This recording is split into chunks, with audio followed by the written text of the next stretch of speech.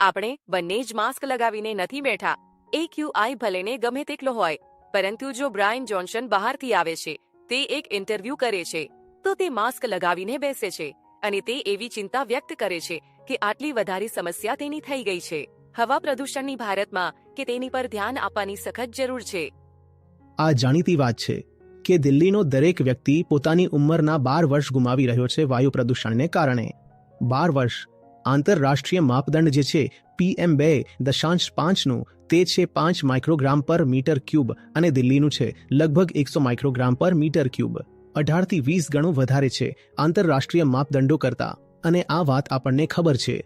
સાધારણ જેવો એક આંકડો છે અને તે દરેક જગ્યાએ ઉપલબ્ધ છે, બધા જાણે છે. વચ્ચે વચ્ચે છાપામાં પણ છપાઈ જાય છે. આંકડા છપાવાથી શું થશે? મને સ્પષ્ટ દેખાઈ ગયું, આ કોઈ મને થપ્પડ મારી ગયો. જ્યારે મને પોતાની કદર જ નથી, આંતરિક ગરિમા જ નથી, કોઈ આત્મસન્માન જ નથી, તો મને સ્પષ્ટ દેખાઈ પણ રહ્યું હોય, દુનિયા બૂમો પાડી પાડીને જણાવી રહી હોય, તું માર ખાઈ રહ્યો છે, તું લાત ખાઈ રહ્યો છે, તું થપ્પડ ખાઈ રહ્યો છે, મને કોઈ ફરક જ નહીં પડે ને. આપણામાં તે વસ્તુની ખામી છે આત્મસન્માનની.